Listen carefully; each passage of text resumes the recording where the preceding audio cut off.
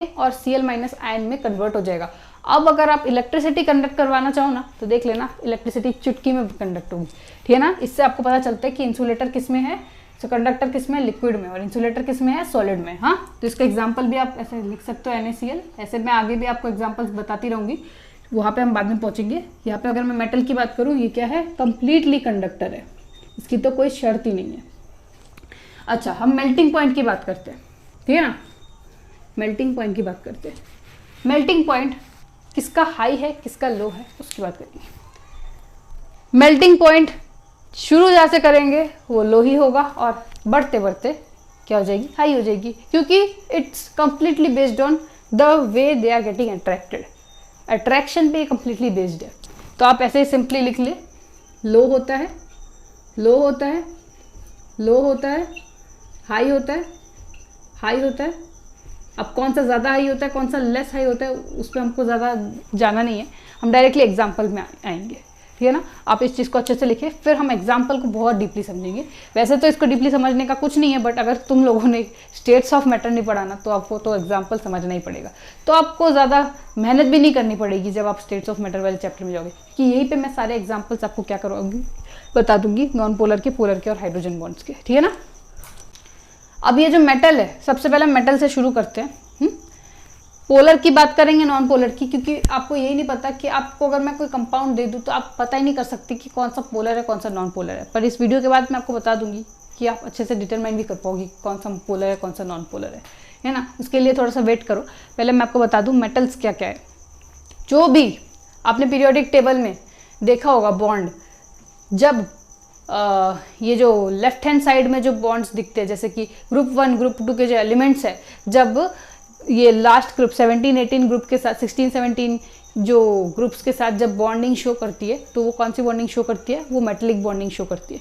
तो जो एग्जांपल्स जो आपने अपने पीरियोडिक टेबल में जो आपने ग्रुप 1 और 2 के जितने भी एलिमेंट्स देखे थे, उन सबको आप क्या करते हो, क्या आपको मेटल में उसको कैटेगराइज करते हो। और जो ग्रुप 16-17 में देखते हो वो क्या होते हैं, हमारे नॉन मेटल्स होते हैं। मेटल और नॉन मेटल बॉन्डिंग आपको उनमें देखने को मिलती है। इन दोनों के बीच में का बॉन्डिंग नहीं बोल रही मैं, मेटल्स के बीच का बॉन्डिंग, ठीक है ना। अच्छा, तो इनकी क्या क्या मेटल के बॉन्डिंग्स आपको देखने को मिलती है। मेटल्स में अगर मैं बात करूं, Mg, कैल्शियम, और मान लो आप जितने भी है, मान लो पोटेशियम, फोस्फोरस, जो भी है वो सारे किसके एग्जाम्पल्स हो जाते हैं, मेटल के।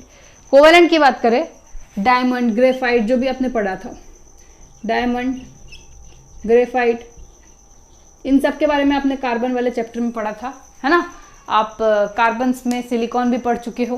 वो सारे क्या होते हैं, दे कैन शेयर इलेक्ट्रॉन, है ना। कार्बन कैन शेयर इलेक्ट्रॉन, मतलब वो carbon can show covalent bonding. तो कार्बन, सिलिकॉन, ग्रुप 16 के जितने भी एलिमेंट्स हैं आप इसमें लिख सकते हो, कोवेलेंट बॉन्डिंग शो करते हैं। ये चीज़ आपको भी पता है, कार्बन और सिलिकॉन।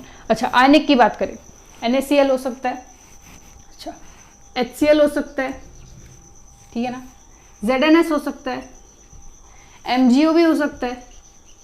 मतलब आयनिक मतलब ग्रुप 1 और ग्रुप 1, 2 और 16-17 के बीच का अट्रैक्शन, इसको बोलते हैं आयनिक बॉन्ड, ठीक है ना। इसको नहीं बोलते आयनिक बॉन्ड, इसको मेटलिक बॉन्ड बोलते हैं, बॉन्ड बिटवीन मेटल्स। अच्छा, हाइड्रोजन बॉन्ड की बात करें, अब बहुत इंपॉर्टेंट बात आ जाती है। हाइड्रोजन बॉन्ड में आपको एक सिंपल सा साधारण सा एग्जांपल बता देती हूँ जो आपने फिजिक्स में ही पढ़ा है। आइस है ना, आइस वही है आपके आपका क्या बोलते हैं, आपका एग्जाम्पल। तो आप यहाँ पे लिखिए आइस, किसका, पानी का, H2O का आइस। पता चला कार्बन डाइऑक्साइड का आइस लिख रहे हो, ठीक है ना। अच्छा, पोलर की बात करती हूँ। पोलर और नॉन पोलर का कैसे समझते हो, देखो आप मुझे ये बताओ, जिस यहाँ पे आपने क्या देखा, डाइपोल डाइपोल, यहाँ पे आपने लंदन देखा। डाइपोल डाइपोल का मतलब क्या है, जिसकी डाइपोल मोमेंट नॉन जीरो होता है, जिसमें कुछ वैल्यू होती है डाइपोल मोमेंट की। ध्यान से समझना मेरी बात, इसके बाद आप कभी भी नहीं भूलेंगे कि कौन सा एलिमेंट पोलर है कौन सा नॉन पोलर है, ये ना।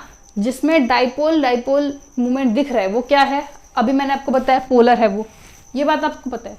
तो मतलब उसमें कुछ डाइपोल की वैल्यू होती है, पर्टिकुलर वैल्यू कंटेन करता है वो डाइपोल, इसलिए उसकी एक पर्टिकुलर वैल्यू है। तो मतलब जिसका डाइपोल मोमेंट, जिसको कि हम म्यू से रिप्रेजेंट करते हैं, वो अगर 0 नहीं होता उसको हम क्या बोलते हैं, पोलर बॉन्ड्स। जिसका डाइपोल मोमेंट 0 हो गया वो हो जाएगा नॉन पोलर। ये चीज़ आपको पता चल गया। अच्छा, अब डाइपोल मोमेंट को चेक कैसे करते हैं। मान लो HCl लिया हमने, HCl बॉन्ड को अगर हमने तोड़ा तो आपको पता चलेगा यहाँ पे पॉजिटिव डेल पॉजिटिव चार्ज और यहाँ पे डेल नेगेटिव चार्ज आ जाएगा। ये मैं आपको 11th क्लास की केमिस्ट्री बता रही हूँ केमिकल बॉन्डिंग की, बट फिर भी ये आपके लिए बहुत सही रहेगा अगर आप अभी जान ले तो आपको पता है नेगेटिव चार्ज क्या करता है, पॉजिटिव चार्ज को अट्रैक्ट करता है। ऐसा टाइप का एरो का पोजीशन आपको देखने को मिलेगा। इसका मतलब क्या है, इसमें एक पर्टिकुलर डाइपोल मोमेंट है जिसकी एक पर्टिकुलर डायरेक्शन है।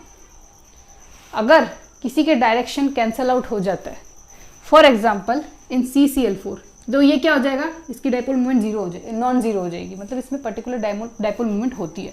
पर अगर तो मतलब एग्जाम्पल क्या हो जाएगा, पोलर बॉन्ड का HCl हो जाएगा। ठीक है ना। आप और भी ले सकते हो, मैं यहाँ पे एक नॉन पोलर का भी एग्जाम्पल ले देती हूँ। CCl4 को अगर आप देखोगे चारों तरफ Cl है। Cl क्या करता है, Cl del positive charge negative charge carry करेगा और कार्बन डेल पॉजिटिव चार्ज। तो मतलब नेगेटिव चार्ज पॉजिटिव चार्ज को खींचेगा चारों तरफ से। अगर कोई खींच रहा है किसी को तो ये क्या बन जाएगा हमारा, इसका डाइपोल मोमेंट क्या बन जाएगा हमारा, 0 बन जाएगा। मतलब इसका नेट मोमेंट कुछ भी नहीं रहा। ठीक है ना। मतलब इसका डाइपोल मोमेंट अगर ये 0 है तो मतलब CCl4 is an example of non polar bonds. And एक और एग्जाम्पल अगर मैं बताऊं, H2O को ले लो आप। H2O यहाँ पे भी ऑक्सीजन 2 बॉन्ड्स बना रहा है और पॉजिटिव चार्ज आपको भी पता है यहाँ पे और यहाँ पे क्रिएट होंगे और यहाँ पे 2 डेल नेगेटिव चार्ज क्रिएट होंगे। चलो आप ऐसे भी छोड़ दो, यही मान लो। तो ये यहाँ पे ये यहाँ से लेगा और ये यहाँ से लेगा। मतलब ऐसा डायरेक्शन जो कि कैंसिल आउट होके म्यू 0 ही देगा। तो इसका मतलब क्या है, H2O भी इसका एग्जाम्पल है। तो आप इसको अच्छे से नोट कर लीजिए, ये आपके एग्जाम पॉइंट ऑफ व्यू के लिए बहुत ज़्यादा इंपॉर्टेंट है।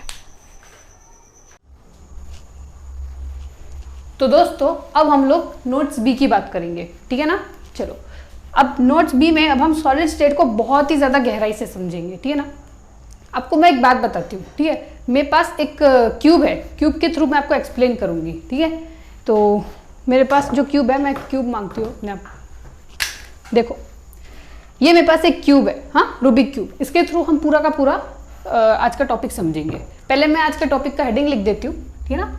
तो हेडिंग है हमारा unit cell and crystal lattice.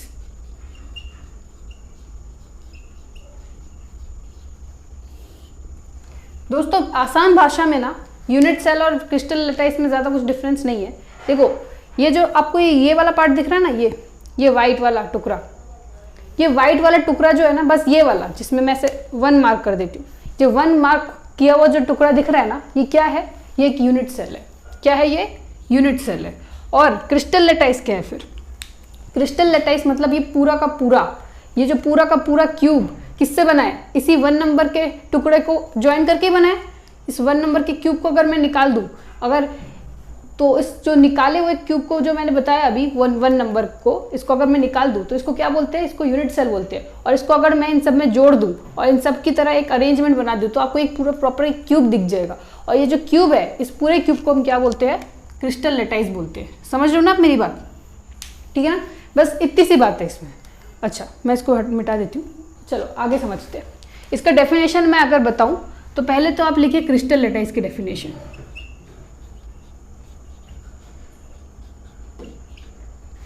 It is the 3D arrangement, it is the regular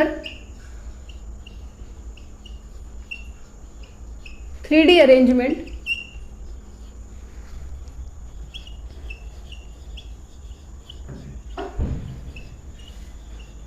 of particle in a space।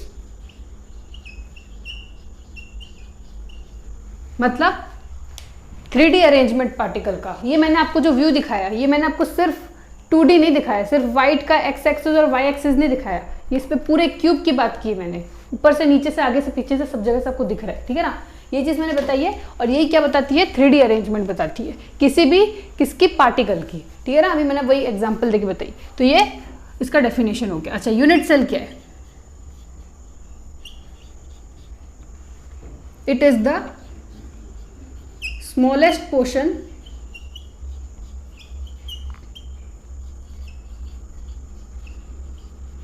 Of किसका? क्रिस्टल लैटाइस का। क्रिस्टल लैटाइस, एक मिनट मेरे पास मार्कर चल नहीं रहा।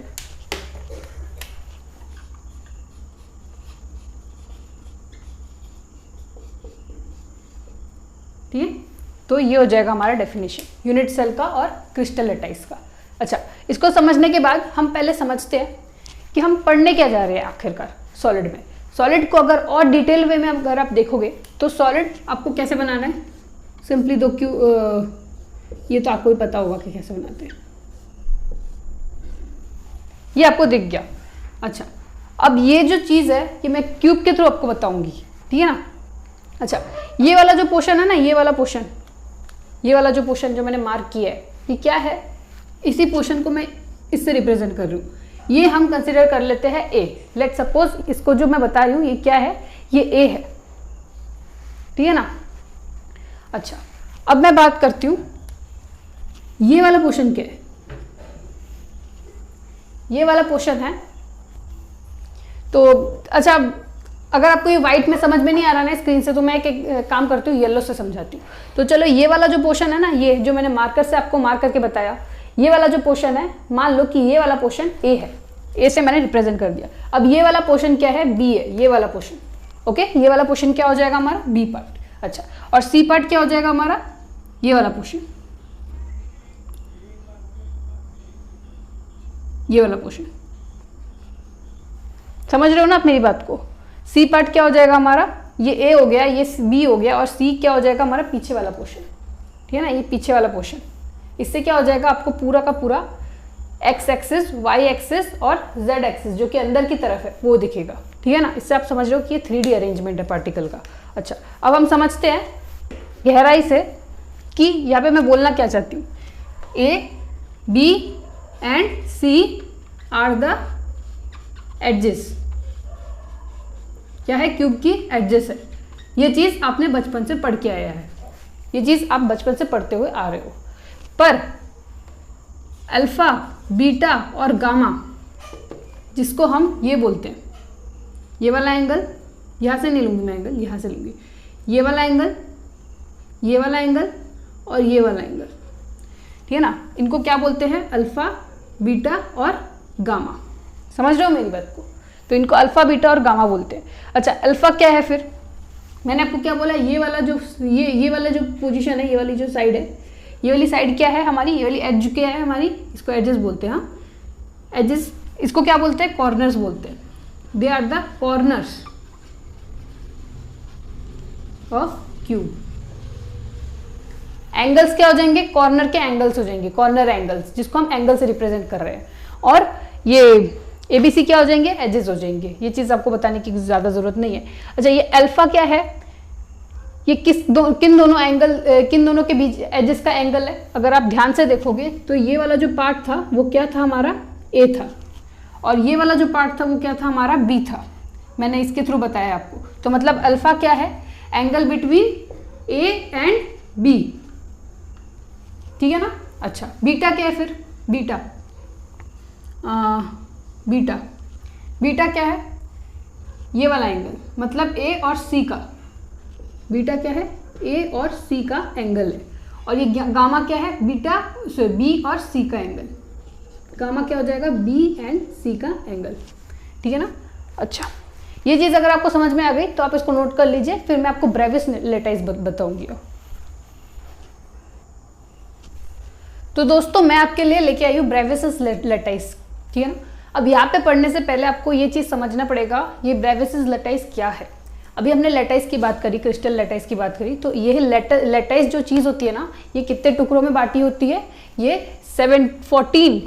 14 टुकड़ों में उसको अलग अलग कैटेगरी दी गई है। किसके बेसिस पे? ये चीज़ बहुत इंपॉर्टेंट है, किस चीज़ के बेस पे? अभी हमने जो ABC पढ़ा था ना, ABC, अल्फा, बीटा, गामा, इस चीज़ के बेस पे। देखो, कभी कभी किसी क्यूब में ज़रूरी नहीं है कि ABC इक्वल रहे और अल्फा, बीटा, गामा 90 डिग्री रहे।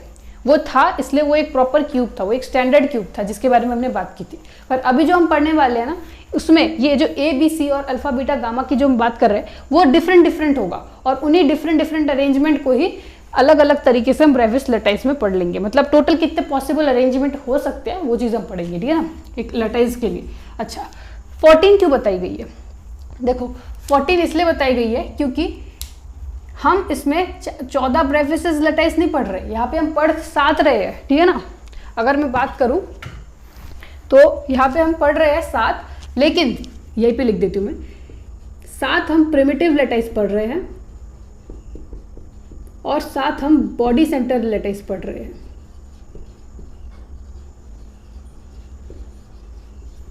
ठीक है, और ये जो चीज़ है, ये प्रिमिटिव बॉडी सेंटर जो चीज़ है, इस चीज़ को मैं भी बताऊंगी आपको क्या है ये चीज़। देखो अभी हम पहले पढ़ेंगे लटाइसिस के नाम, साथ साथ अलग अलग तरीके के जो आपके एनसीईआरटी के बुक में दी हुई, और मैं आपको इस वीडियो के बाद गारंटी के साथ बोल सकती हूँ ये लटाइसिस आप कभी नहीं भूलोगे अगर आप इस ट्रिक को हमेशा याद रखोगे तो। ट्रिक के थ्रू मैं आपको सब कुछ समझा दूंगी, ठीक है ना, कभी नहीं भूलोगे आप, ठीक है ना। अच्छा, नंबर ऑफ यूनिट सेल, अच्छा नंबर ऑफ यूनिट सेल ही आपको पहले समझा देती हूँ, फिर मैं टेबल की तरफ बढ़ूंगी। अब यूनिट सेल जो होते हैं ना, इसके कितने टाइप्स होते हैं? 4 टाइप्स होते हैं। सीक्वेंस वाइज याद रखो तो आप कभी नहीं भूलोगे, ठीक है ना, और मैं आपको पढ़ाऊंगी भी सीक्वेंस वाइज। अच्छा, कितने टाइप के होते हैं? 4 टाइप के होते हैं, 1 2 3 4। पहला क्या होता है इसका? एक सिंपल सा क्यूब, ये इसको प्रिमिटिव क्यूब बोलते हैं। क्या? प्रिमिटिव क्यूब होता है ये। तो पहला क्या होता है? प्रिमिटिव। दूसरा टाइप का यूनिट सेल, मतलब 4 होते हैं ना, दूसरा होता है बॉडी सेंटर। देखो ये नाम अभी याद कर लो, नाम याद करने के बाद मैं आपको बता दूं कि तो body centre unit cell,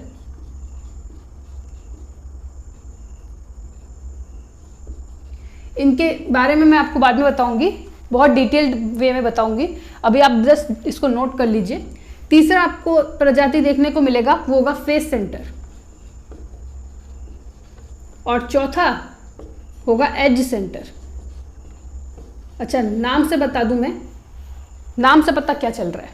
unit cell मतलब वो जो छोटा टुकड़ा था, इस पूरे लटाइस का जो यूनिट होता है, यूनिट सेल एक छोटा सा टुकड़ा है ना, ये वाला छोटा सा टुकड़ा, ये वाला जो यूनिट सेल है उसी की बात की गई है। प्रिमिटिव मतलब ये प्राइमरली मतलब सब जगह पे अवेलेबल है, मतलब ऊपर से अवेलेबल है, इधर इधर इधर इधर इधर इधर इधर इधर, हाँ, कॉर्नर्स में अवेलेबल है।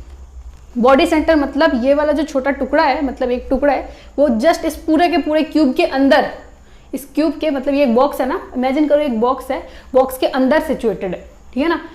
अच्छा, बॉडी सेंटर समझ में आ गया। फेस सेंटर मतलब ये जो फेस दिख रहा है ना, ये सब फेसेस होते हैं, इन्हीं फेस के सेंटर में, मतलब ये वाला पार्ट, मिडल वाला पार्ट, समझ रहे हो, ये वाले पार्ट के बीच में अगर जो एटम होगा उसकी बात की गई है। और लास्ट मतलब एज सेंटर, मतलब ये जो एजेस होते हैं ना, एज वाले एरिया में जो क्यूबिक यूनिट सेल्स होते हैं उसकी बात की गई है। अच्छा, उसको भी हम बाद में पढ़ेंगे, ये जस्ट मैंने थोड़ा सा ऊपर का आउटलाइन बता दिया। ये 4 चीज़ें होती है, 1 2 3। अब मैं इसको अभी मैंने आपको 1 2 3 के फॉर्म में बता दी कि 1 मतलब प्रिमिटिव, 2 मतलब ये, इससे आप कभी नहीं भूलोगे। अच्छा, अब हम समझते हैं लटाइसिस के नाम। इसको याद करने का एक प्यारा सा ट्रिक है। ट्रिक क्या बोलती है? अच्छा, ट्रिक से पहले एक कहानी सुनाती हूँ मैं आपको। अगर आपके घर के पास कोई ऐसा फ्रेंड है, उसको अगर कुछ हुआ है, कोई प्रॉब्लम हुई है, मतलब इंजरी हो गई, हाथ पैर टूट गया, या कुछ भी ऐसा कुछ प्रॉब्लम हो गया जो कि मेडिकल इशू है, ठीक है ना, उसको क्या करना, या तो सिटी में लेके जाना या तो आप हमारे क्लिनिक में लेके आना।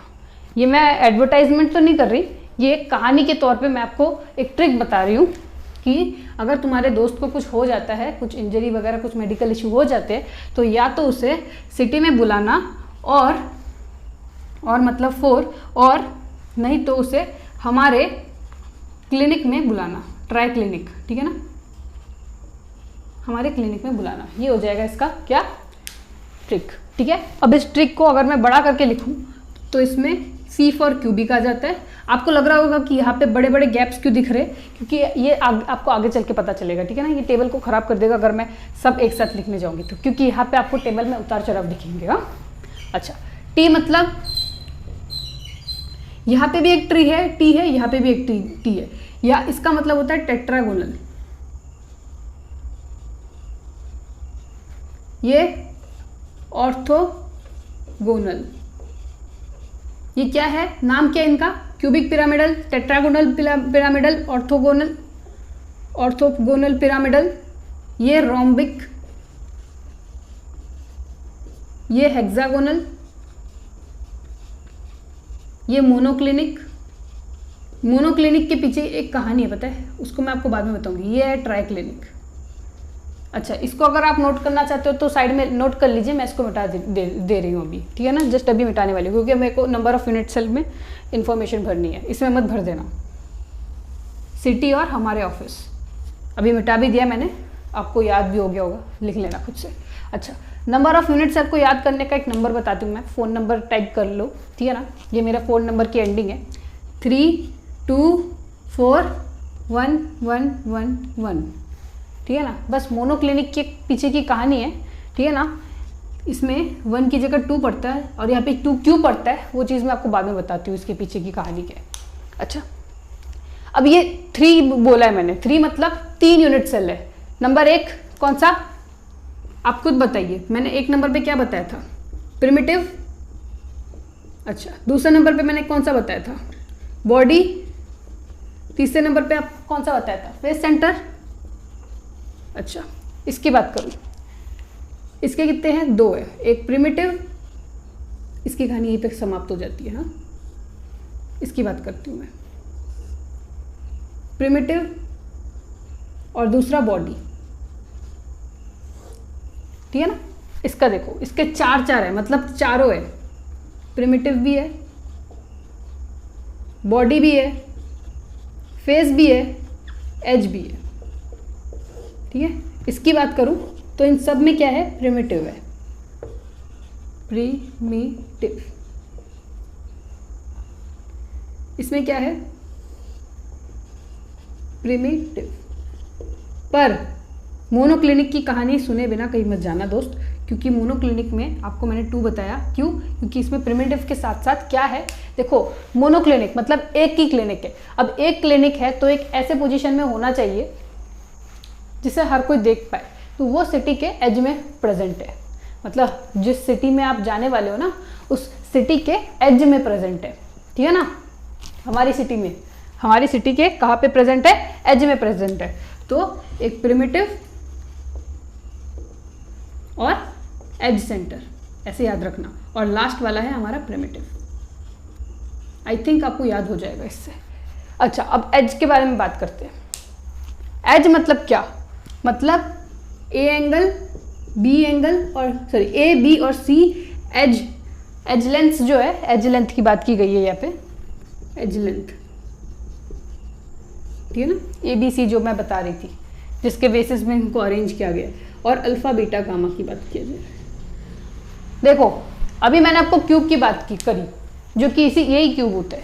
तो ये क्यूब क्या था, आप मुझे बताइए। इसमें ए बी सी क्या है, तीनों इक्वल लेंथ के, तभी इसको क्यूब कंसिडर करते हैं। ए इंटू ए, यही होता है ना फॉर्मूला भी, ए क्यूब, ठीक है ना। तो A will be equal to B will be equal to C, इसमें कोई छेड़छाड़ी हमको नहीं करनी। और अगर हम एंगल की तरफ देखें तो यहाँ पे अल्फा एंगल भी 90 डिग्री कैरी करता है, बीटा एंगल भी, मतलब हर कोई सारे एंगल्स क्या करते हैं, 90 डिग्री कैरी करते हैं, समझ रहे हो ना। चारों तरफ से आपको 90 डिग्री दिख जाएगी सारे एंगल्स, ठीक है। अच्छा, तो आप इसको नोट कर लीजिए, आगे बढ़ते हैं। अब आ जाता है टेट्रागोनल। आगे देखो, आपको एक ट्रिक बता देती हूँ उसको सॉल्व करने का। अब मैं इसको बार बार एक्सप्लेन करते हुए नहीं बैठी रहूँगी, आपको मैं बता दूँ। यहाँ पे क्या करना, ए इक्वल टू बी ऐसे सब जगह लिख दो। कहाँ तक लिखना है बता दो, यहाँ तक लिख लो।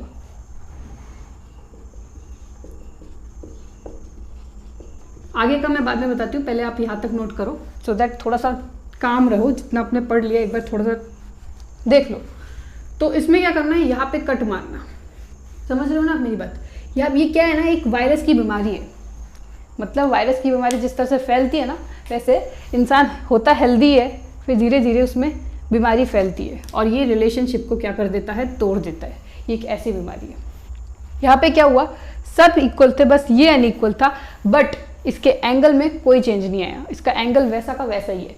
इसकी बात करूँ तो यहाँ पे दोनों को तोड़ दो, मतलब दोनों का रिलेशन क्या हो गया, यहाँ पे खराब हो गया। यहाँ तक पता चल गया आपको, आगे भी देखो। ये पूरा का पूरा आई थिंक इसी के लिए था, यहाँ तक था ये चीज़। ये पूरा ब्लॉक इसी को दिख जाता है, हाँ, ऑर्थोगोनल को जाता है,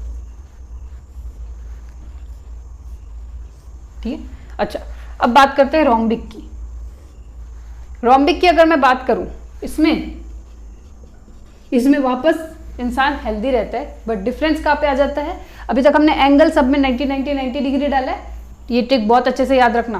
अभी मैं क्या कर दूंगी, एंगल को तोड़ दूंगी। क्या कर दूंगी, एंगल को तोड़ दूंगी। एंगल में मैंने रिश्ता तोड़ दिया और that will be equal to 90 degree, मतलब गामा जो होगा वो 90 डिग्री की इक्वल नहीं होगा। यही चीज़ सीधा सीधा मैं बोलना चाहती हूँ, हाँ। अच्छा, आगे बढ़ते हैं। यहाँ पे वापस रिलेशन टूटेंगे, कहाँ से, यहाँ से भी टूटेंगे और यहाँ से भी टूट जाएंगे। Alpha will be equal to beta but and that will be equal to 90 degree, but gamma will be equal to 120 degree. अगर विजिबल ना हो तो मेरी बातों से लिख लो आप, ठीक है ना।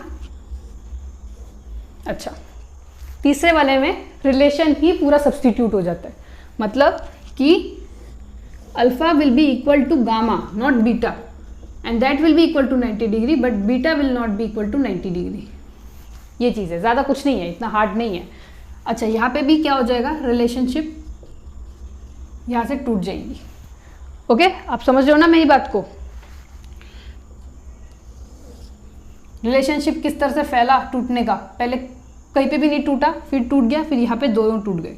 अच्छा, ट्राई क्लिनिक की बात करूँ, जहाँ पे तीनों क्लिनिक जो आपका फाइनल डेस्टिनेशन है, यहाँ पे जितने लोग हेल्दी होते हैं वो क्लिनिक में जाके अनहेल्दी हो जाते हैं। इसका मतलब ये है कि इन सब की रिलेशनशिप टूट गई है। Alpha will be not equal to beta will not be equal to gamma and that should not be equal to 90 degree. समझ गए ना। तो इसको अच्छे से आप नोट डाउन कर लीजिए। इतना ही था इस टेबल के बारे में, इससे ज़्यादा आपको कभी नहीं पूछा।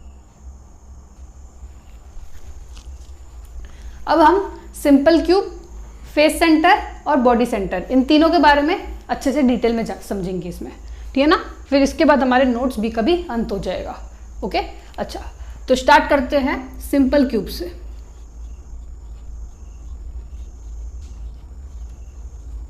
अच्छा, सिंपल क्यूब नाम से ही पता चल रहा है आपको क्या है, ये वाला क्यूब है, पर इसके अंदर की गहराई बहुत ज़्यादा है। अगर आप एनसीईआरटी में जाओगे तो बहुत कुछ ऊपर खावर देखने को मिलेगा, पर मेरे इन्फॉर्मेशन के थ्रू अगर जाओगे, छोटा इन्फॉर्मेशन दूंगी, थोड़ा वीडियो बड़ा हो जाएगा समझने के लिए, पर एक बार समझ गए तो एग्जाम में चाहे जेईई मेंस का कोई भी पेपर आ जाए आप आराम से कर लोगे। 4-5 लाइन बताऊंगी बस एक क्यूब की इन्फॉर्मेशन दे के। अच्छा, क्यूब कैसा होगा, देखो क्यूब समझने से पहले आप ये समझो कि उस क्यूब में एटम्स कितने होंगे।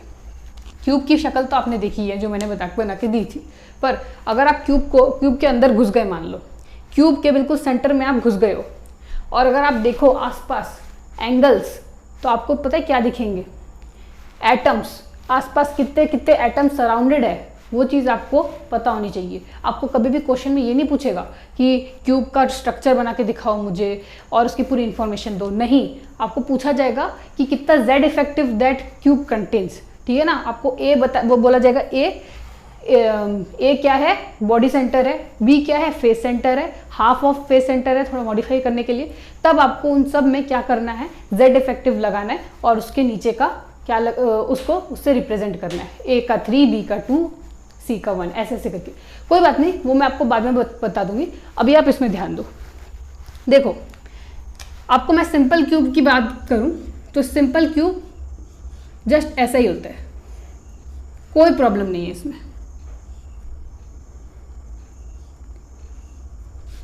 अच्छा सा क्यूब बनाती हूँ।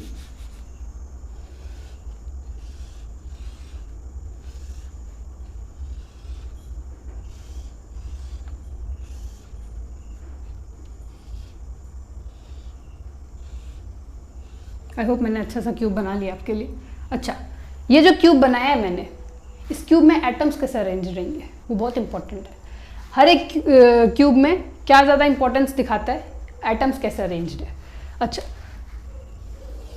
ये है एटम, हम एटम को स्पेरिकली कंसीडर करते हैं, ये चीज़ आपको पता है। एटम को हम क्या करेंगे, जब आप इस क्यूब के बीच में खड़े रहोगे ना, ऐसे खड़े रहोगे ना, तो आपको सिंपल क्यूब में यहाँ पे एटम्स अरेंज्ड हुए दिखेंगे। कैसे, ऐसे। कहाँ पे, अगर मैं आपको डीपली बताऊं तो ये क्या है, कॉर्नर्स पे अरेंज्ड है। तो अगर आप अंदर बैठे रहोगे ना, आपको दिखेगा कि एटम का छोटा सा हिस्सा आपको क्या दिखेगा, यहाँ पे, यहाँ पे, वहाँ पे, वहाँ पे, ठीक है ना। अपने रूम के 4 साइड में, ऊपर नीचे भी 4 साइड में देखने को मिलेंगे, मतलब ऊपर भी 4 नीचे भी 4, मतलब टोटल कितने, 8 साइड्स में आपको एटम का छोटा सा टुकड़ा दिखेगा। और कुछ पार्ट क्या है, कहाँ है, ऊपर है, एटम के भी ऊपर, मतलब ये चीज़ आपको नहीं दिखेगी अंदर से, पर ये अंदर ये वाली चीज़, इतनी सी चीज़ आपको दिखेगी एटम की, इतनी सी चीज़। तो इतनी सी चीज़ क्या है, ये सब में आपको दिखेगा, इतनी सी चीज़ तो दिखेगी आपको अंदर से। तो ये इतनी सी चीज़ क्या है, इसी एटम का जब आप 8th पोर्शन अगर आप कर ले, मतलब ये वाला पोर्शन, ये हो जाएगा 1, ये हो जाएगा 2, 3, 4, 5, 6, 7, 8 टुकड़े हो गए एक एटम के। तो उसी एटम का जब आप ये वाला पोर्शन लेते हो और इसके चलते आप एक अगर क्यूब बनाते हो प्यारा सा, अगर मैं इसको और थोड़ा एक्सपेंड करके अगर इसका क्यूब बनाने की कोशिश करूँ तो देखो ये क्यूब कैसे बनता है।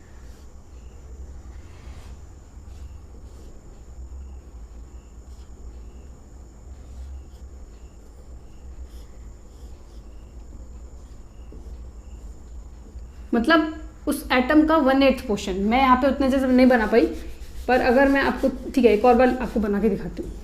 तो दोस्त मैंने वीडियो को पॉज करके जैसे तैसे भी बना लिया। तो देखो ये वाला जो पोर्शन है ना, ये वाला पोर्शन यहाँ पे मैंने डॉटेड इसलिए कर रखा है सो दैट आप इसको ना कंसिडर कर बैठो, ये ऊपर है, क्यूब के ऊपर का पार्ट है ये, ठीक है ना, समझना मत।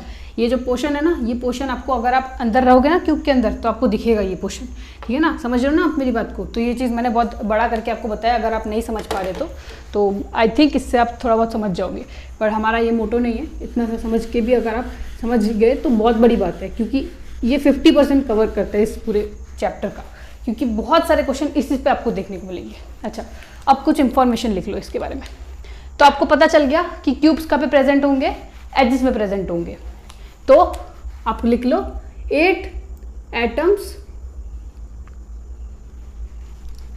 At the corner of the cube, ठीक है ना, ऐसे लिख लो। कंट्रीब्यूशन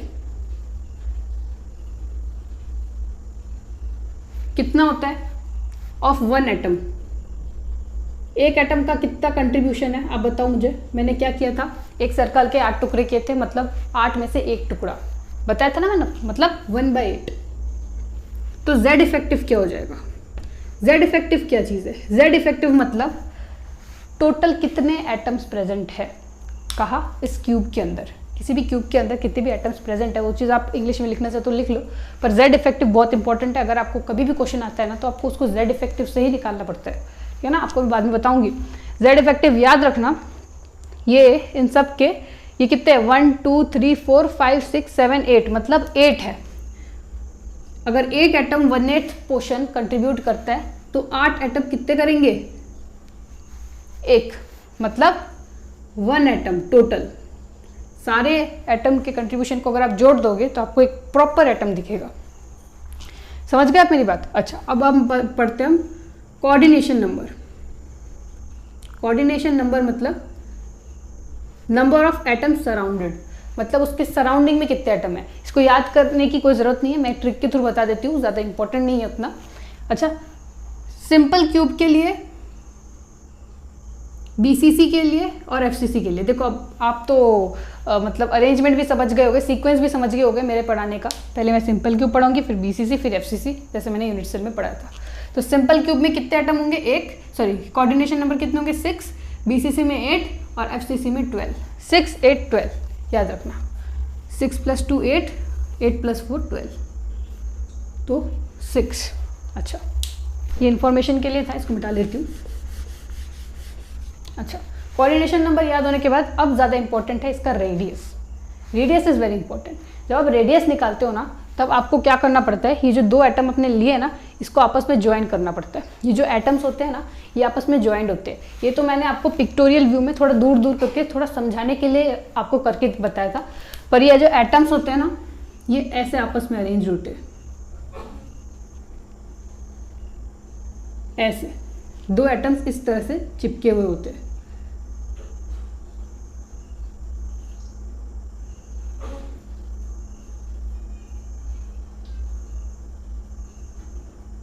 इस तरह से चिपके हुए होते हैं 2 एटम्स, ठीक है ना। अच्छा, तो आप मुझे बताओ एक एटम का रेडियस कितना होता है? ये होता है रेडियस, मानते हो मेरी बात? तो ये क्या हो जाएगा इसका 1 रेडियस, ये क्या हो जाएगा इसका 2 रेडियस। कितने रेडियस है इसमें? 2 रेडियस है। और इस पूरे के पूरे एज लेंथ को क्या हम बोलते हैं? ए बोलते हैं। याद रखना, हम एज लेंथ को किससे रिप्रेजेंट करेंगे? ए से, ठीक है ना। आप यहाँ पे लिख लो, edge length will be represented by A. अच्छा, तो ए क्या है? 2r के बराबर है। इतना इंफॉर्मेशन सफिशिएंट है सिंपल क्यूब को पढ़ने के लिए। चलो, इसकी पूरी इंफॉर्मेशन मैंने दे दी है गूगल की तरह, तो आप इसको अच्छे से नोट कर लो। अच्छा, मैं बता दूं, ये मैंने 8 लिखा है।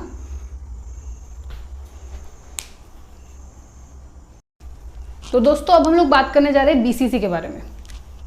किसके बारे में? बीसीसी के बारे में। बीसीसी का फुल फॉर्म है बॉडी सेंटर क्यूबिक सेल, वही। अच्छा, नाम से पता चल रहा है कहाँ पे प्रेजेंट होंगे एटम्स? बॉडी के सेंटर में, बिल्कुल मनी की तरह। मनी मतलब डायमंड।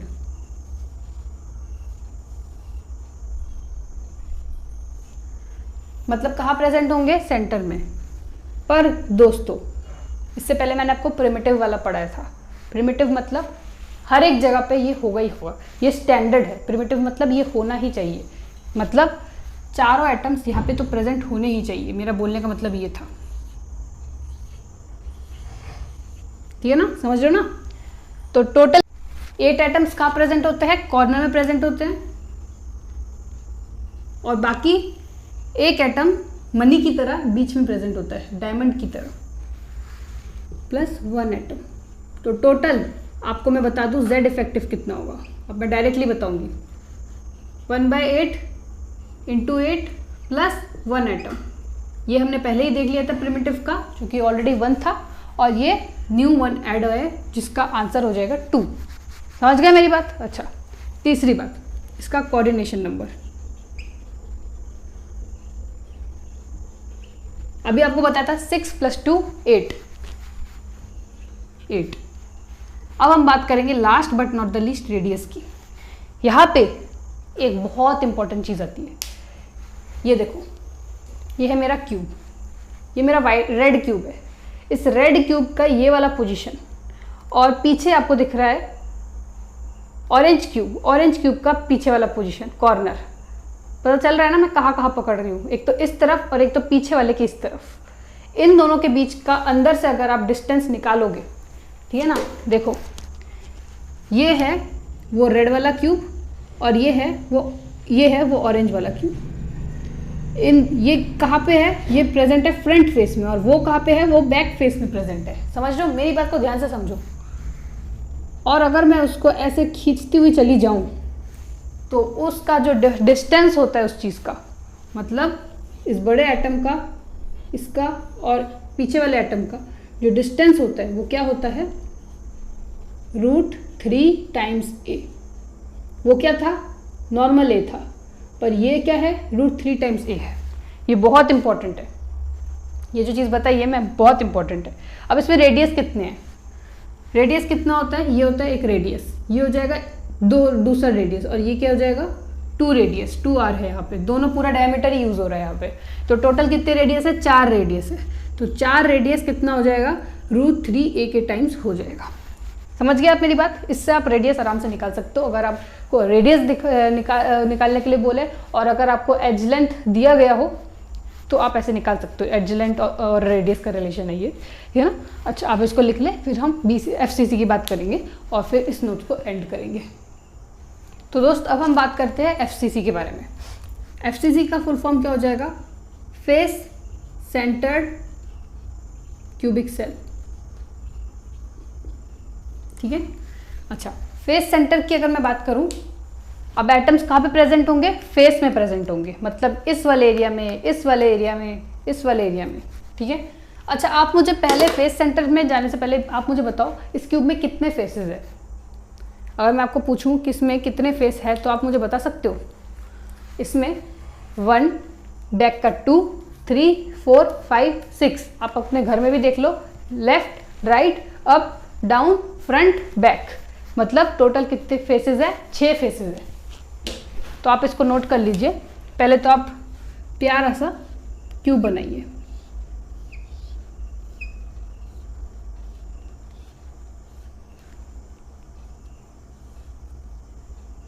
बना लिया। बनाने के बाद हमारा मोती इसको बीच में रखिए। सॉरी, ये BCC के लिए है क्योंकि बॉडी के सेंटर में रखना चाहिए।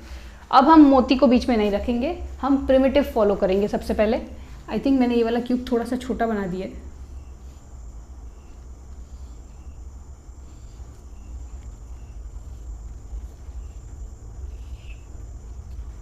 देखो, ये वाला एटम, ये वाला एटम, ये वाला एटम, ये वाला एटम, ये सारे एटम्स जो है वो क्या है? प्रिमिटिव है। ये बात आपको पता है। तो क्या लिखूंगी मैं? 8 सेल एट द कॉर्नर। से सिंपली लिख दे कहाँ पे प्रेजेंट है। इतना बड़ा आपको सेंटेंस लिखने की कोई ज़रूरत नहीं है।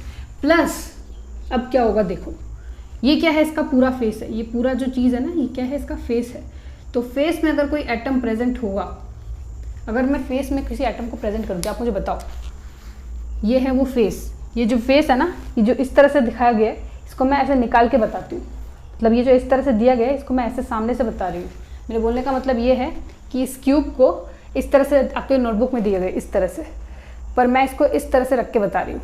आप मुझे बताओ, इसमें अगर मैं इस पूरे के पूरे शेप में, अगर मैं किसी एटम, इस पूरे के पूरे शेप में, मतलब ऐसे पूरे एटम को अगर एडजस्ट करूँ, तो आप मुझे बताओ, अगर मैं अंदर से देखूंगी तो कितने एटम आपको अंदर दिखेंगे क्यूब के? ये अगर क्यूब है तो क्यूब के अंदर आपको कितने एटम दिखेंगे? 1/2 पार्ट दिखेगा, हाफ पार्ट दिखेगा, है ना? तो हाफ क्या हो जाएगा इसका? हाफ बाहर रहेगा और हाफ अंदर रहेगा। तो यहाँ पे भी हाफ अंदर रहेगा, हाफ बाहर रहेगा, यहाँ पे भी हाफ अंदर रहेगा, बाहर रहेगा, यहाँ पे भी, आगे भी, पीछे भी। ठीक है ना? देखने में जितना कॉम्प्लिकेटेड लग रहा है उतना है नहीं। ये आपको समझाने के लिए बताया गया था, बाकी आपको बनाना इस तरह से ही है। ये आगे और पीछे का एग्जाम्पल है। ऐसे आप फ्रंट भी लिख सकते हो इसमें, और इसमें बैक भी लिख सकते हो अगर आपको लिखना है तो 6 कहाँ पे प्रेजेंट होंगे? At the faces. इस चीज़ को लिख लीजिए आप। फिर हम बात करते हैं इसके Z इफेक्टिव की।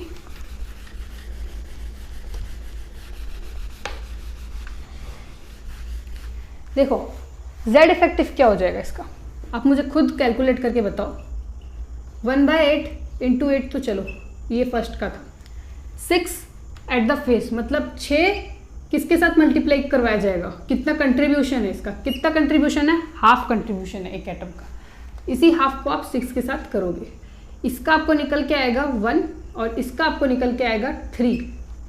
तो टोटल कितने Z इफेक्टिव होंगे? आपको मिलेंगे 4। टोटल 4 एटम्स वो कंट्रीब्यूट करते हैं। ठीक है ना? ये चीज़ बहुत इंपॉर्टेंट है। आगे हम पढ़ेंगे कोऑर्डिनेशन नंबर।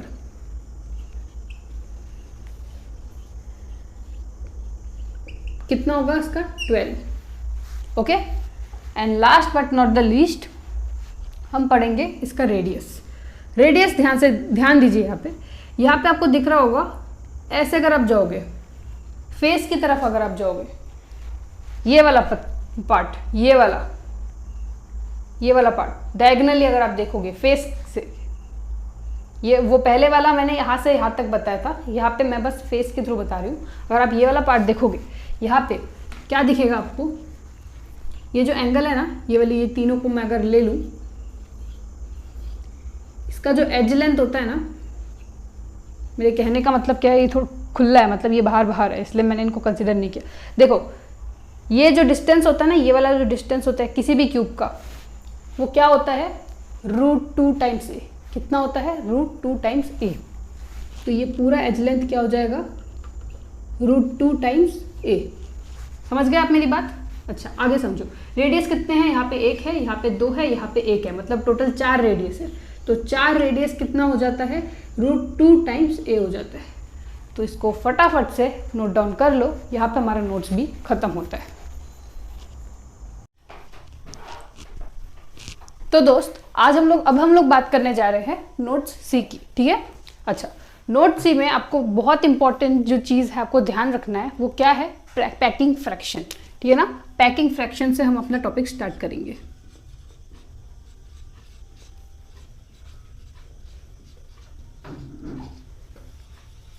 नाम से आपको क्या पता चलता है, पैकिंग मतलब अब तक आपने क्या पढ़ा, यूनिट सेल के बारे में पढ़ा है ना। अब ये यूनिट सेल जो है, ठीक है ना, ये एक वॉल्यूम के टर्म्स में भी, अगर ये एक 3D फॉर्म में है, मतलब अब ये जो स्ट्रक्चर आप देख रहे हो ये क्या है, 3D स्ट्रक्चर में है। ये जो स्ट्रक्चर है ये कौन से स्ट्रक्चर में है, कि कौन से फॉर्म में है, 2D फॉर्म में है, ठीक है ना। अब अगर इन दोनों के अंदर कितने एटम्स प्रेजेंट हो सकते हैं, उस चीज़ को निकालने के लिए आपको क्या करना पड़ता है, आपको उसका फ्रैक्शन देखना पड़ता है कि कितने परसेंटेज में वो चीज़ अवेलेबल है। तो पैकिंग फ्रैक्शन क्या है, द अमाउंट ऑफ, आप मेरे साथ लिखिए, the amount of atoms occupied by a unit cell. इसका मतलब ये है, ये जो दोनों यूनिट सेल्स बनाए मैंने, ये लेटेस्ट नहीं है, ये यूनिट सेल है, ठीक है ना। यही यूनिट सेल्स में कितने एटम्स प्रेजेंट हो सकते हैं, उसका प्रॉपर क्या परसेंट वे में उसका कितना एटम्स का अवेलेबिलिटी है एक पर्टिकुलर यूनिट सेल में, उस चीज़ को निकालने को क्या बोलते हैं हम लोग, पैकिंग फ्रैक्शन बोलते हैं। अच्छा, मैं इसको रब आउट कर लेती हूँ और फिर मैं आपको आगे बताती हूँ 2D और 3D के फॉर्म में आपको क्या क्या देखने को मिलेगा। देखिए, मैंने आपको रेक्टेंगल बताया, बट इसका शेप कुछ भी हो सकता है। ये ट्रायंगुलर भी हो सकता है, ये सर्कुलर भी हो सकता है, और ये अलग अलग शेप्स के हो सकते हैं। तो हम क्या जानेंगे कि अगर आपको पैकिंग फ्रैक्शन का अगर आपको फॉर्मूला निकालना हो, तो आपको क्वेश्चन में most of the time JEE mains वाले स्टूडेंट्स के पेपर को जब मैंने सॉल्व किया था, तब मुझे पता चला था कि बहुत सारे क्वेश्चंस ऐसे आए हैं पास्ट ईयर्स में, जिसमें बच्चों को समझ में नहीं आता कि ये है कौन सा टाइप का क्वेश्चन। इसमें पैकिंग एफिशिएंसी और इसमें एरिया के बारे में बात की गई होगी। जैसे कि उन्होंने एक एग्जांपल बोला था कि ये एक सरफेस है, इसके ऊपर कुछ गिर चुका है और उसका एरिया इतना है, और इस सरफेस का एरिया इतना है, और इसमें पता नहीं ये जो गिरा था उसका कुछ जेड इफेक्टिव कुछ बोला था, BCC FCC नाम का कुछ बोल दिया था, और फिर आपको खुद को बताना था कि उसका पैकिंग फ्रैक्शन क्या है। अच्छा, आप मुझे बताओ कि अब आप इस कंडीशन में कुछ बता सकते हो, नहीं बता सकते। इसी कंडीशन को सॉल्व करने के लिए पैकिंग फ्रैक्शन आ गए है ना। तो पैकिंग फ्रैक्शन में हम PF से इसको डिनोट करेंगे, और इसको हम बोलेंगे कैसे, देखो ये क्या है, ये एक 2D सरफेस है, तो फॉर 2D सरफेस, ठीक है ना, उसकी क्या कंडीशन रहेगी वो हम जान लेते हैं। तो उसका क्या होगा, जेड इफेक्टिव को किसके साथ मल्टीप्लाई करना, एरिया ऑफ एटम, मतलब कितना एरिया वो एटम कवर कर रहा है, ठीक है ना, divided by area of the whole surface, ठीक है ना, area of unit cell. Whole surface को हम किससे रिप्रेजेंट करेंगे, यूनिट सेल से, और ये 2D है इसलिए हम एरिया लिख रहे हैं, मल्टीप्लाई बाय 100। पर अगर मैं इसकी जगह अगर मैं इसकी बात करूं, जो कि एक क्यूब है, तो क्यूब को हम किसके टर्म्स में लिखेंगे, वॉल्यूम के टर्म्स में लिखेंगे। तो ये 3D फॉर्म में अगर हम बोले तो पैकिंग फ्रैक्शन को हम किसके टर्म्स में लिखेंगे, वॉल्यूम के टर्म्स में लिखेंगे। तो यहाँ पे लिखेंगे हम volume of atom divided by volume of unit cell. समझ रहे हो ना मेरी बात को। तो ये हो जाएगा हमारे दो इसके फॉर्मूलेस।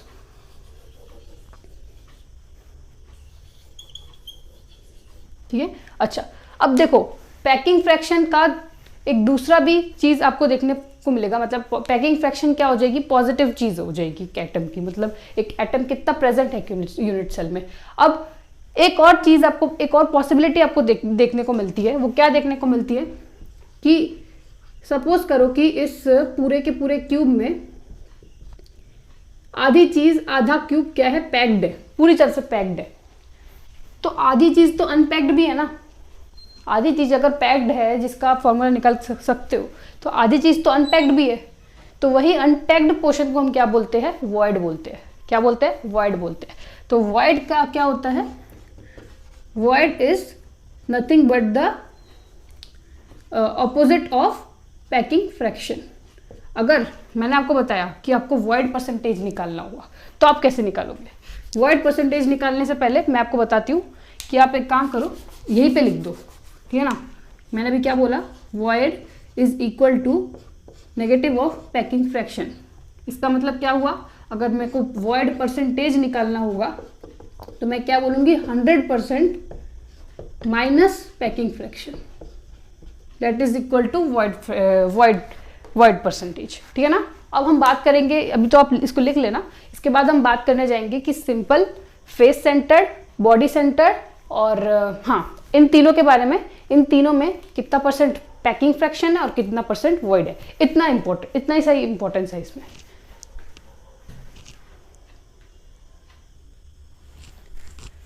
तो दोस्त अब हम लोग बात करने जा रहे हैं, दिए पहले हम सिंपल, एफसीसी, बीसीसी के बारे में बात करने से पहले एक और इम्पॉर्टेंट चीज़, बहुत बच्चों को ये डाउट आएगा कि हम एरिया और वॉल्यूम, अगर हमको कोई भी एक पर्टिकुलर एफसीसी अगर बीसीसी के बारे में बोल दिया जाए, अगर हमको बोल दिया जाए कि बीसीसी में और एफसीसी में इतना मतलब का पूरा इंफॉर्मेशन दे दिया जाए, तो हम कैसे पैकिंग फ्रैक्शन निकालेंगे? तो मैं आपको एक छोटा सा एग्जांपल के थ्रू समझाती हूँ, ठीक है ना। क्वेश्चन के थ्रू तो नहीं, बट एग्जांपल के थ्रू समझा देती हूँ।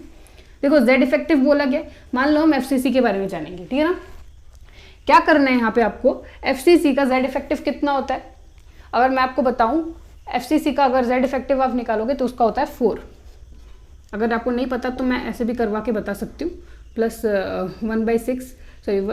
1/2 इंटू 6, ऐसे अगर आप निकालोगे तो आपको 4 मिल जाएगा, ठीक है। अच्छा, Z effective multiply by volume. अगर आपको वॉल्यूम के टर्म्स में बोला और एरिया के टर्म्स में बोला, तो आपको वॉल्यूम क्या हो जाएगा इसका? a³ और एरिया क्या हो जाएगा इसका? a²। एरिया को मैं बिग ए से अगर रिप्रेजेंट करूँ तो, ठीक है ना। अच्छा, ये a क्या था? ये a भूलना मत, मैंने आपको पहले भी बताया था, ये a कुछ नहीं था, बस ये जो एज लेंथ है ना, एज लेंथ, इसी एज लेंथ को a बोलते हैं। और इस एज लेंथ का अगर आपको रेडियस अगर दिया जाए तो आपके लिए बहुत बढ़िया हो जाएगा। रेडियस से आप एज लेंथ निकाल लेना और उस एज लेंथ को यहाँ पे पुट कर देना और इससे आपको a³ का फॉर्मूला मिल जाएगा। डिवाइड कर देना इस पूरे यूनिट सेल के किससे? वॉल्यूम से। और इसका वॉल्यूम कैसे दिख जाएगा आपको? देखो, अगर आपको सिंपल क्यूब दिया हुआ है तो आपको क्या करना है? उस पूरे क्यूब का वॉल्यूम निकालना है। वॉल्यूम निकालना तो आपको आता ही है क्यूब का, a इंटू ए, वही a³ उससे कट जाएगा अगर a³ रहा तो। बाकी अगर इसका कोई वैल्यू रह गया तो शायद नहीं कटेगा। अच्छा, ये इतना इंपॉर्टेंट नहीं था, ये बस मैंने आपको एग्जाम्पल के थ्रू बताया कि उस पीछे का मोटो क्या था उस फॉर्मूला का। कोई बात नहीं, आपको जब क्वेश्चंस करवाया जाएगा तब आपको ये भी क्लियर करवा दिया जाएगा। चलो अब आगे बढ़ते हैं हम लोग, और अभी हम पढ़ेंगे पैकिंग एफिशिएंसी वर्सेस वॉइड के बारे में, ठीक है।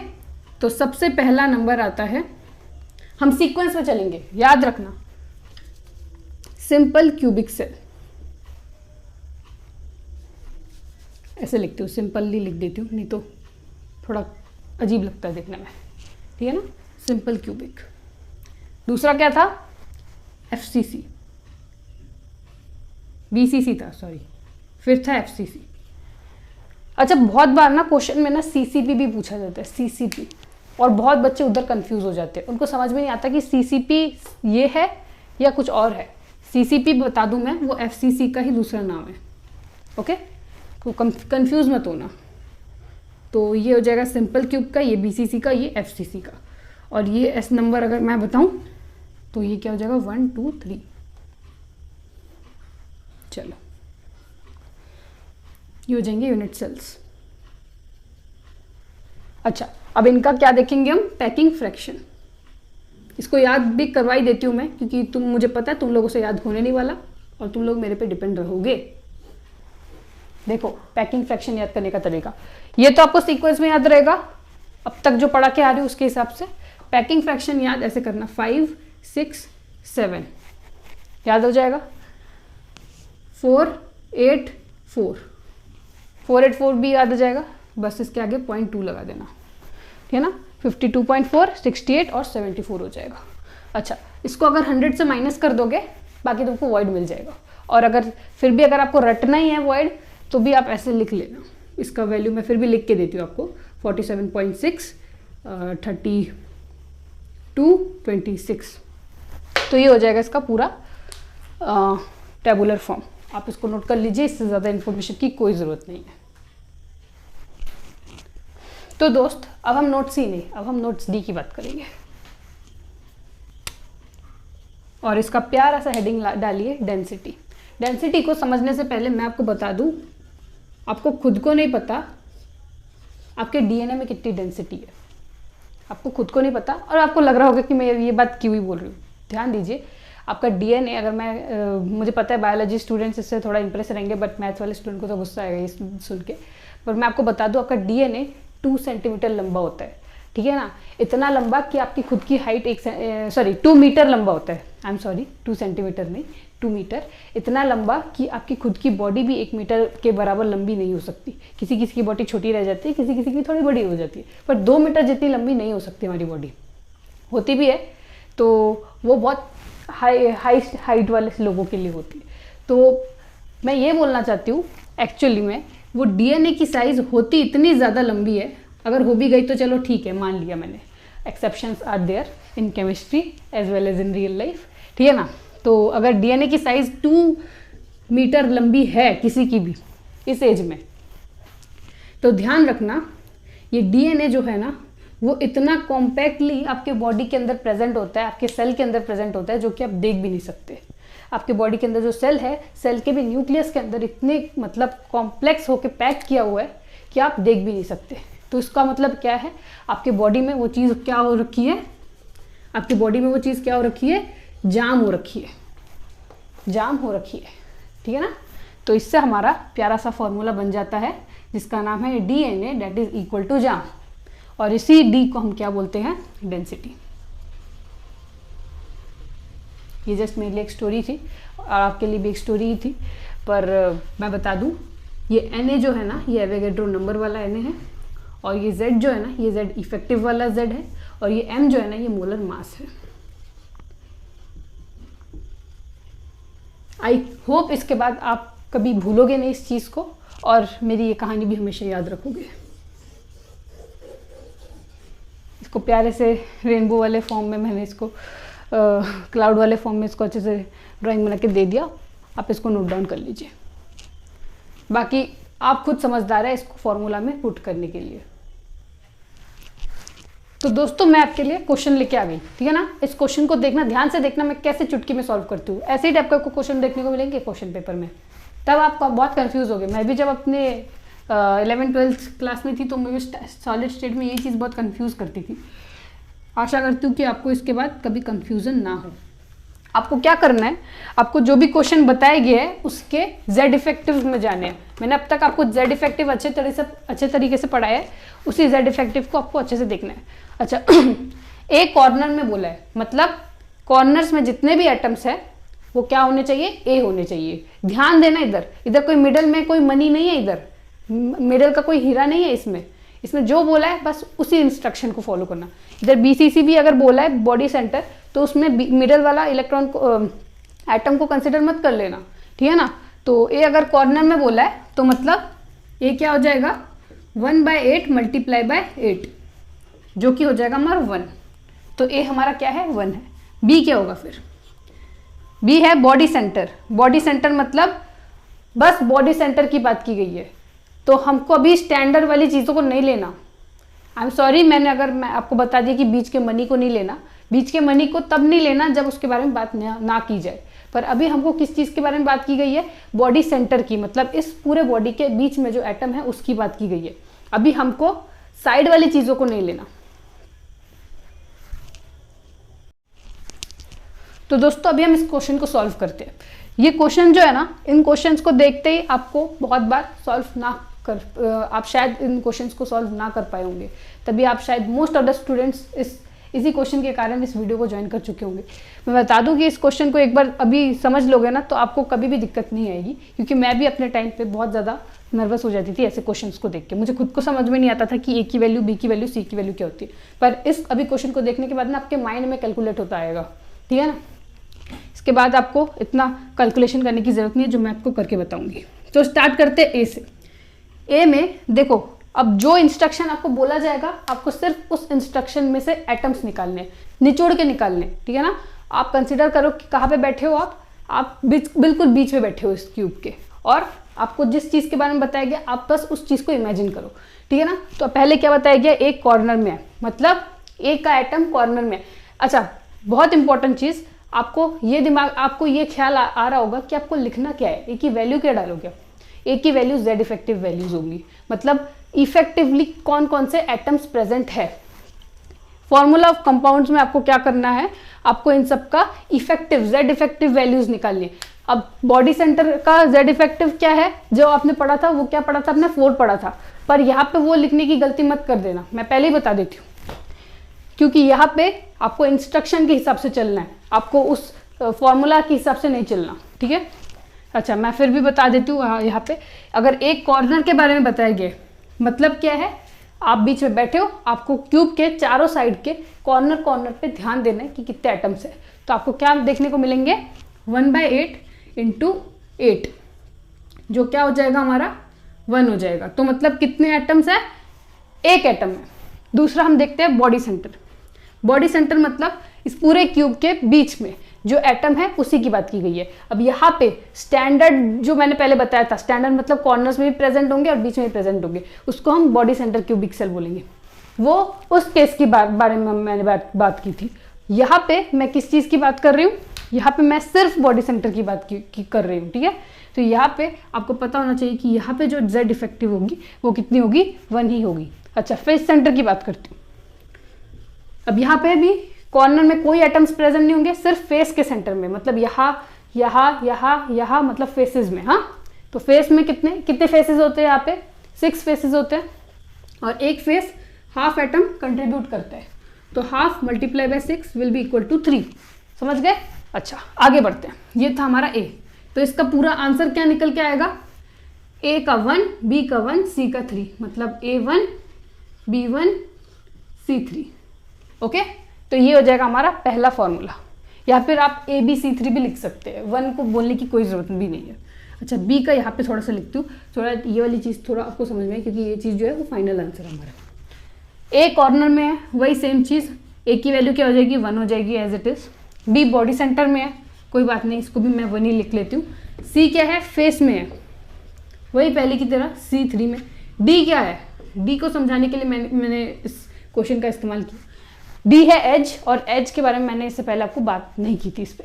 अच्छा, आप मुझे बताओ इस क्यूब में कितने एजेस है, 1 2 3 4 एजेस यहाँ पे, 4 एजेस इधर, 4 एजेस नीचे, मतलब 4 3 12 एजेस है। अच्छा, एक एज में कितने एटम कंट्रीब्यूट करते हैं। अब ये चीज़ जो है ना, ये चीज़ वही बोल सकता है जो इसको बहुत ही ज़्यादा डीपली समझ पाएगा। अब मुझे बताइए कि अभी जो ये एक फेस है वो कितना एटम कंट्रीब्यूट करता है।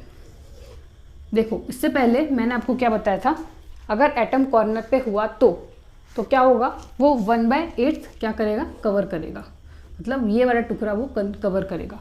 पर अभी क्या है, अभी मसला थोड़ा अलग है। अभी हम इसकी बात कर रहे हैं, एज की बात कर रहे हैं। तो ये क्या है, ये 3 डायमेंशनल था, और ये क्या है, 2 डायमेंशनल है। तो मतलब उसका आधा, मतलब अभी ये पूरा का पूरा जो ये वाला पोर्शन है, बोलने का मतलब ये है 1/8 नहीं, अभी 1/4। समझ रहे हो आप, 1/4 पोर्शन क्या करेगा, एज सेंटर कंट्रीब्यूट करेगा।